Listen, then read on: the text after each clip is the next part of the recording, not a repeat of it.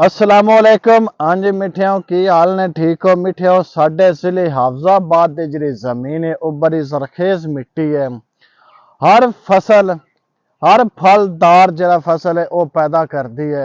तुहानू पता है भी जिस तरह से आड़ू विखाए ने तुहानू, माल्टा, सेब, अंगूर, अमरूद या दीगर ਜਿਹੜੀਆਂ इस फल ने वो तुहानू विखाई दे ने ਜਿਹੜੇ साडे इलाके दे नहीं हुंदे।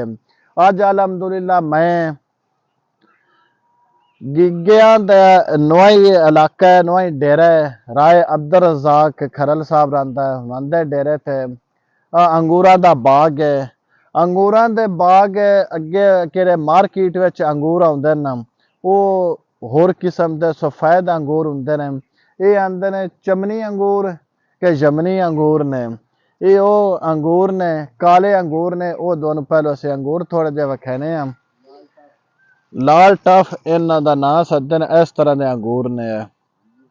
इत्थे असीं अज आए हां माशाअल्लाह अलहमदुलिल्लाह मेरे नाल बाबा साफत मोहम्मद मनीर तमस्सम साहब ते असीं दोवें इत्थे सुबह आए हां नां दी रिपोर्ट बनैन ते हुण असीं तुहानू विखाने आ भी मगर मजदूर भी लगे ने भी इन्हां दी जिहड़ी कटाई है वो किस तरीके नाल करदे न ते किवें करदे ने। जी अस्सलाम वालेकुम, की हाल ने चाचा जी? वालेकुम अस्सलाम जी, ठीक ये की ठाक जी। कटाई पे करदे हो? जी सरकार। करो का किवें करदे हो? ये कटर नाल लैन देखोंदे हो जी कटर नाल खोई दे ने, ते जो उंज फिर जाया हो कटोगे जांदा ते? जाया हो जांदा। अच्छा, हाँ जी। ते इत्थे किन्ने कु अंगूर ने? किन्ने एकड़ा विच ने? ये 6 एकड़ अंगूर है जी। अच्छा राय जमशेद हफीज दा अंगूर है जी। अच्छा इत्थे डेरा हाजी अब्दुल रज़ाक ते। जी। हाँ जी। ते ये कितने कु अंगूर है मिसाल तौर ते ना झाड़ या पैदावार किन्नी कु हो जांदी फी एकड़ दे हिसाब? इन्ना तां नहीं ते 80 ते तकरीबन टुर जांदा, 80 मन ते 1 एकड़। 80 मन ते 1 किलो एक 1 एकड़ है। एकड़। ते कितने एक मिसाल ते इंदा रेट सच की है? रेट इत्थे असीं 150 रुपये किलो देईदा। अच्छा, मजदूर बंदे ने अगां जाके 250 रुपये किलो बेचदे ने यानी जिथे कि जिथे। जिवें पैर किसे दा लग जाए। जी इस तरीके नाल।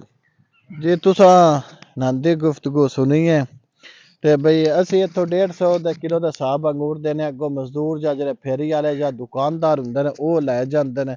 ओह फिर उन्हां अपनी प्रॉफिट रख के उन्हां भी अगर कोई शै कमाईनी हुंदी है ते असीं हुण इन्हां नाल गुफ्तगू करने आ जेह्ड़े इन्हां दे मालक ने ना अंगूरां दे, उन्हां नाल भी गुफ्तगू करांदे बई इस हवाले नाल बई उन्हां दा की कहना। साडे नाल होर भी चाचा साहब मौजूद ने, ओह भी इत्थे मेहनत मजदूरी करदे ने, उन्हां नाल भी गुफ्तगू करने। जी अस्सलाम वालेकुम। जी वालेकुम अस्सलाम हाँ रहमतुल्लाह। जी बुजुर्गो, तुहाडा की रोजगार इत्थे चलिया है, की करदे हो? जी ते सुबह सुबह इत्थे आईदा है, मजदूरी करीदी, अंगूर कट के ते अगले फेरी वाले नूं देईदे ने ते असीं अपनी दिहाड़ लैने आ जी।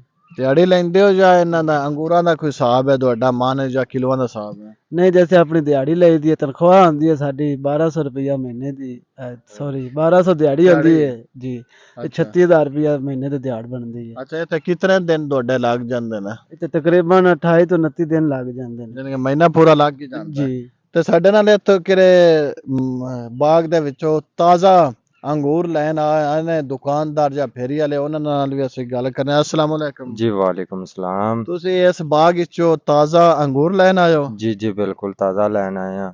ਤੇ ਅਗਰ ਤੁਸੀਂ ਇੱਥੋਂ ਲੈ ਜਾਂਦੇ ਹੋ ਅੰਗੂਰ जी ਤੁਹਾਨੂੰ ਕੀ ਪ੍ਰੋਫਿਟ ਬਚਦੀ? ਕੁਛ ਹੈ ਬਚਦੀ ਹੈ ਜਾਂ ਨਹੀਂ ਬਚਦੀ? जी बिल्कुल बचदी क्यों नहीं बचदी, अल्हम्दुलिल्लाह अल्लाह दा बड़ा शुक्र है, बड़ा कुछ बच जांदा है। ਤੇ ਆਪਣੇ ਇਲਾਕੇ ਦੇ ਤੁਸੀਂ ਜਿਸ ਟਾਈਮ ਅੰਗੂਰ ਲੈ ਜਾਂਦੇ ਹੋ ਨਾਲ ਦੇ ਇਲਾਕਿਆਂ ਵਿੱਚ ਉਹਨਾਂ ਨੂੰ ਕੀ ਜਾਣਦੇ ਹੋ ਵੀ ਕਿੱਥੋਂ ਅੰਗੂਰ ਆਏ ਨੇ ਤੇ ਕਿਹੜੀ ਨਸਲ ਹੈ? जी उन्होंने दसी दा साडे पिंड दे विच अंगूरां दा बाग है, ਜੀ 6 एकड़ है, बहुत वड्डा है ते माशाअल्लाह उहदे विच चमन दे अंगूर ने, मिठे ते ताज़े लियावी दे ने रोजाना खो के। ਤੇ ਕੀ ਕਿਲੋ ਦੇ ਹਿਸਾਬ ਦੁਆਨੇ ਦਿੰਦੇ ਨੇ ਇੱਥੋਂ? जी सानू ये दिंदे ने 150 रुपये किलो दे हिसाब नाल ते अगे असीं 200 रुपये फरोख्त करी दी है। 200 ਦਿੰਦੇ ਹੋ, जी ਯਾਨੀ ਕਿ जी ਆਪਣਾ ਵੀ ਤੁਸੀਂ ਪ੍ਰੋਫਿਟ ਰੱਖ ਕੇ जी ਕਰਦੇ ਨੇ। बिल्कुल अपना भी खर्चा गुरुआं परां जो मामलात हुंदे ने शुक्र अल्हम्दुलिल्लाह बच जनाब जांदे। तुसां नांदी गुफ्तगू सुनी है। असां हुण इन्हां दे ਜਿਹੜੇ ਅੰਗੂਰਾਂ ਦੇ ਮਾਲਕ ਨੇ ਉਹਨਾਂ ਨਾਲ ਵੀ ਇਸ ਹਵਾਲੇ ਨਾਲ ਗੱਲ ਕਰਾਂਗੇ ਵੀ ਉਹਨਾਂ ਦਾ ਇਸ ਕਿਹੜੀ ਫਸਲ ਹੈ ਉਹਦੇ ਹਵਾਲੇ ਨਾਲ ਉਹਨਾਂ ਦਾ ਕੀ ਕਹਿਣਾ ਹੈ। ਮੇਰੇ ਨਾਲ ਅੰਗੂਰਾਂ ਦੇ ਮਾਲਕ ਰਾਏ ਜਮਸ਼ੇਦ ਅਫੀਸਾ ਮੌਜੂਦ ਨੇ। ਅਸੀਂ ਮਜ਼ੀਦ ਅੰਗੂਰਾਂ ਦੇ ਹਵਾਲੇ ਨਾਲ ਇਹਨਾਂ ਨਾਲ ਗੱਲਬਾਤ ਕਰਨੇ ਆ। ਜੀ अस्सलाम वालेकुम। वालेकुम अस्सलाम। ਜੀ ਰਾਏ ਸਾਹਿਬ ਮਾਸ਼ਾਅੱਲਾ ਤੁਹਾਡੇ ਅੰਗੂਰਾਂ ਦਾ ਅਸਾਂ ਵਿਜ਼ਿਟ ਕੀਤਾ ਹੈ, ਬੜੇ ਸੋਹਣੇ ਪਿਆਰੇ ਤੇ ਬੜੇ ਤਾਜ਼ਾ ਅੰਗੂਰ ਪੱਕੇ ਨੇ, ਖਾਣ ਨੂੰ ਵੀ ਸਾਨੂੰ ਬੜੇ ਮਜ਼ੇਦਾਰ ਹੋਏ ਨੇ, ਮਹਿਸੂਸ ਹੋਏ ਨੇ। ਤੇ ਕਿਤਨੇ ਏਕੜ ਅੰਗੂਰ ਆਪਨੇ ਕਾਸ਼ਤ ਕੀਤਾ ਹੈ? जी कांजू साहब अलहमदुलिल्लाह 6 एकड़ ते अंगूर काश्त कीता है। 6 ਏਕੜ ਤੇ 1 ਏਕੜ ਤੇ ਇਸ ਦੀ ਪੈਦਾਵਾਰ ਕਿਤਨੀ है और 1 ਏਕੜ ਤੇ ਇਸ ਦਾ ਖਰਚਾ ਕਿਤਨਾ ਹੁੰਦਾ है? कांजू साहब इहदा तकरीबन खर्चा जिहड़ा है ना ਉਹ 1 ਲੱਖ ਤੋਂ सवा ਲੱਖ 1.5 ਲੱਖ ਦੇ ਕਰੀਬ ਆ ਜਾਂਦਾ, ਜਿਹਦੇ ਵਿੱਚ ਮੁxtਲਿਫ ਟਾਈਮ ਤੇ ਗੋਡੀਆਂ ਹੁੰਦੀਆਂ ਨੇ, ਜੀ ਉਸ ਤੋਂ ਬਾਅਦ ਸਪਰੇਵਾਂ, ਖਾਦਾਂ, ਪਾਣੀ ਸ਼ਾਣੀ ਲੱਗਦਾ ਹੈ ਤੇ ਉਹਦੇ ਵਿੱਚੋਂ ਜਿਹੜਾ ਮੁਨਾਫਾ ਮਿਲਦਾ ਹੈ ਨਾ ਅਲਹਮਦੁਲਿल्लाह ਉਹ ਤਕਰੀਬਨ ਕੋਈ 80 ਮਣ ਦੇ ਕਰੀਬ ਜਿਹੜਾ ਨਾ ਉਹ ਮਿਲ ਜਾਂਦਾ ਹੈ। ਮਿਲ ਜਾਂਦਾ ਹੈ। ਮਿਸਾਲ ਦੇ ਤੌਰ ਤੇ ਦੂਸਰੀਆਂ ਜਿਹੜੀਆਂ ਫਸਲਾਂ ਨੇ ਇਸ ਦਫਾ ਗੰਦਮ ਜਾਂ ਧਾਨ ਦੀ ਫਸਲ ਜਾਂ ਦੀਗਰ ਮਕਈ, ਖਰਬੂਜ, ਤਰਬੂਜ ਜਾਂ ਦੀਗਰ ਫਸਲ ਜਿਹੜੀ ਹੈ ਉਹਦੇ ਨਿਸਬਤ ਇਹ ਠੀਕ ਕੰਮ ਹੈ।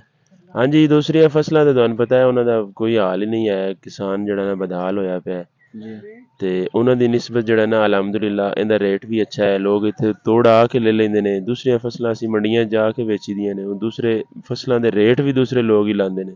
ਇਹਦਾ ਰੇਟ ਅਲਹਮਦੁਲਿल्लाह ਮੈਂ ਖੁਦ ਕੱਢਿਆ ਹੈ, ਜਿਹੜਾ ਨਾ ਮੰਡੀਆਂ ਦੀ ਨਿਸਬਤ ਅੱਛਾ ਰੇਟ ਮਿਲ ਜਾਂਦਾ ਹੈ। ਇੱਥੇ ਲੋਕ ਆਉਂਦੇ ਨੇ ਜਿਹੜੇ ਆਪਣੇ ਦਿਹਾੜੀਆਂ ਵੀ ਕਮਾਉਂਦੇ ਨੇ ਇਹਦੇ ਵਿੱਚੋਂ ਤੇ ਖਾਸਾ ਅੱਛਾ ਜਿਹੜਾ ਨਾ ਉਹ ਮੁਨਾਫਾ ਵੀ ਮਿਲ ਜਾਂਦਾ। ਤੇ ਇਹ ਅੰਗੂਰ ਜਿਹੜੇ ਬਾਜ਼ਾਰ ਅਸੀਂ ਵੇਖਦੇ ਸਫੈਦ ਅੰਗੂਰ ਹੁੰਦਾ ਹੈ, ਇਹ ਲੇਕਿਨ ਬਲੈਕ ਜਾਂ ਲਾਲ ਕਲਰ ਦਾ ਅੰਗੂਰ, ਇਹ ਕਿਹੜੀ ਨਸਲ ਦਾ ਹੈ ਜਾਂ ਕਿਹੜੇ ਇਲਾਕੇ ਦਾ ਹੈ?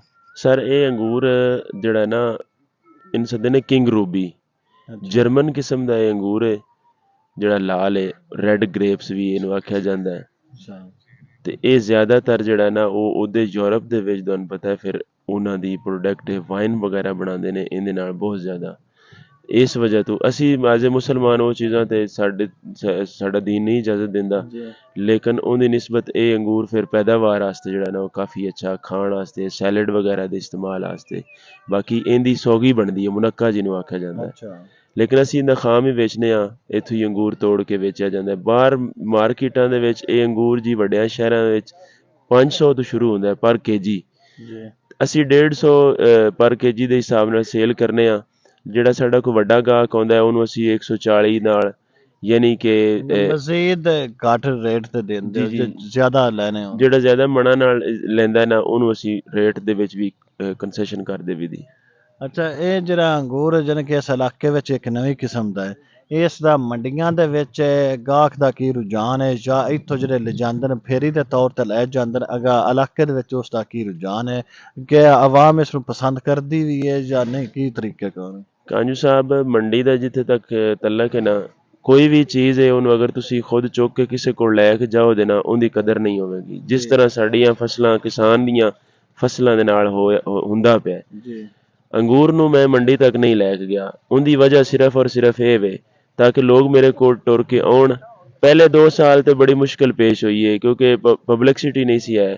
ਹੁਣ ਜਿੰਨੀ ਦੇਰ ਜਿੱਦਣ ਦੀ ਪਬਲਿਕਸਿਟੀ ਬਣੀ ਅਲਹਮਦੁਲਿल्लाह ਗਾਹਕ ਖੁਦ ਟੁਰ ਕੇ ਮੇਰੇ ਕੋਲ ਆਉਂਦਾ ਪਿਆ ਤੇ ਜਿਹਦੇ ਵਿੱਚ ਗਾਹਕਾਂ ਨੂੰ ਵੀ ਫਾਇਦਾ ਹੋ ਰਿਹਾ ਤੇ ਮੈਨੂੰ ਵੀ ਫਾਇਦਾ ਹੋ ਰਿਹਾ। ਹੁਣ ਪਬਲਿਕਸਿਟੀ ਤੁਹਾਡੀ ਮਜ਼ੀਦ ਹੋ ਜਾਏ, ਹੁਣ ਅਸੀਂ ਫੇਰਾ ਮਾਰ ਜੂ ਲੈ ਤੇ ਤੁਸੀਂ ਜਨਾਬ ਰਾਏ ਸਾਹਿਬ ਦੇ ਅੰਗੂਰਾਂ ਦੇ ਹਵਾਲੇ ਨਾਲ ਗੁਫ਼ਤਗੂ ਸੁਣੀ ਹੈ ਵੀ ਜਿਹੜੀਆਂ ਦੀਗਰ ਫਸਲਾਂ ਨੇ ਉਹਨਾਂ ਦੀ ਨਿਸਬਤ ਸਾਡਾ ਇਹ ਮੁਨਾਫਾ ਬਖਸ਼ ਕਾਰੋਬਾਰ ਹੈ ਜੀ। ਸਰ ਮੈਂ ARY ਜਲਾਲਪੁਰ ਦਾ ਬੋਏ ਹੱਦ ਮਸ਼ਕੂਰ ਹਾਂ ਜਿਨ੍ਹਾਂ ਨੇ ਮੇਰੀ ਪਬਲਿਕਸਿਟੀ ਦੇ ਵਿੱਚ ਬਹੁਤ ਖਾਤਰਖਾਹ ਮਦਦ ਕੀਤੀ ਹੈ, ਜਿਨ੍ਹਾਂ ਦੀ ਵਜ੍ਹਾ ਤੋਂ ਜਿਨ੍ਹਾਂ ਲੋਕਾਂ ਨੂੰ ਨਹੀਂ ਸੀ ਪਤਾ ਉਹਨਾਂ ਨੂੰ ਵੀ ਮੇਰੇ ਬਾਗ ਦਾ ਜਿਹੜਾ ਨਾ ਉਹ ਕਾਫੀ ਹੱਦ ਤੱਕ ਪਤਾ ਚੱਲ ਚੁੱਕਿਆ ਹੈ ਤੇ ਉਸ ਦੀ ਵਜ੍ਹਾ ਤੋਂ ਮੈਂ ਖੁਦ ਮਹਿਸੂਸ ਕਰਦਾ ਪਿਆ ਕਿ ਮੇਰੀ ਜਿਹੜੀ ਨਾ ਸੇਲ ਵਿੱਚ ਵੀ ਇਜ਼ਾਫਾ ਹੋਇਆ। ਤੇ ਜਨਾਬ ਅਸੀਂ ਕੋਈ ਅੱਜ ਰਾਏ ਹਫੀਜ਼ ਸਾਹਿਬ ਕੋਲ ਪਹਿਲੀ ਦਫਾ ਨਹੀਂ ਹੈ, ਅੱਜ ਸਾਨੂੰ ਦੂਸਰੀ ਦਫਾ ਤਕਰੀਬਨ, ਅੱਜ ਅਸੀਂ ਦੂਸਰੇ ਸਾਲ ਬਾਅਦ ਆਏ ਨਾ ਜੀ, 1 ਸਾਲ ਛੱਡ ਕੇ 1 ਸਾਲ ਪਹਿਲੇ ਵੀ ਅਸੀਂ ਇੱਥੇ ਆਏ ਨੰਦਾ, ਉਦੋਂ ਵੀ ਅੰਗੂਰਾਂ ਦਾ ਵਿਜ਼ਿਟ ਕੀਤਾ, ਉਦੋਂ ਵੀ ਅਸਾਂ ਨੰਦੀ ਪਬਲਿਕਸਿਟੀ ਇਸੇ ਤਰ੍ਹਾਂ ਕੀਤੀ ਜਿਹਦੇ ਚ ਆਪ ਖੁਦ ਕਹਿ ਰਹੇ ਨੇ ਬਈ ਸਾਡੀ ਜਿਹੜੀ ਖਰੀਦ ਵਿੱਚ ਜਾਂ ਸੇਲ ਵਿੱਚ ਉਹ ਇਜ਼ਾਫਾ ਹੋਇਆ।